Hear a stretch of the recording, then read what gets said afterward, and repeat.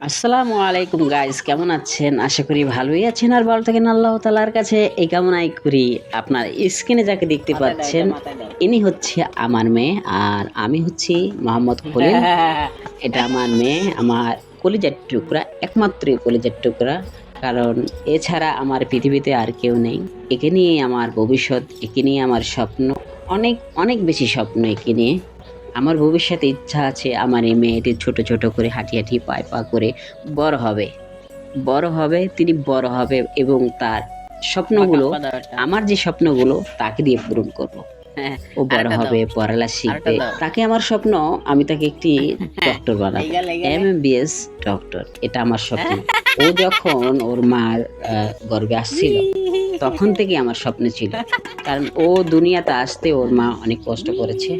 ওর মা ওর মার পিছনে আমার অনেক টাকা খরচা হয়েছে। তো আমি সেই ক্ষোভ থেকে আমার মেয়েকে আমি চাচ্ছি যে ওকে আমি ডাক্তার বানাবো।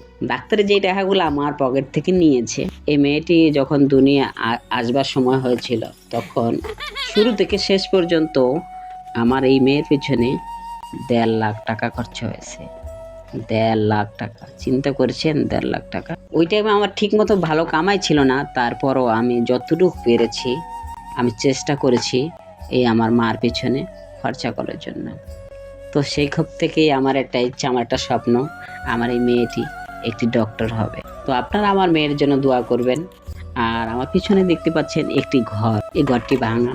আমার বাবা নেই, আমার মা আছে। তো এই ভাঙা ঘরটি বড় করতে হবে, এর জন্য আমার দূরপূর্বে আশা মেয়ের স্বপ্ন আমার ঘরদুয়ার গড়া হবে, আমি আমার মাকে একটু সুখে রাখবো, শান্তিতে রাখবো। এই স্বপ্নটাই আমাকে সবসময় তাড়া করে বেড়ায়। সবাইকে ভালো রাখতে চাই, এর জন্যই আমার দূরপ্রবাসে আসা। আপনারা সকলে এই ভিডিওটি দেখেছেন বা দেখবেন, অবশ্যই শেয়ার করে দিবেন। অবশ্যই ভাইকে একটু ভালোবাসা দিয়ে পাশে থাকবেন।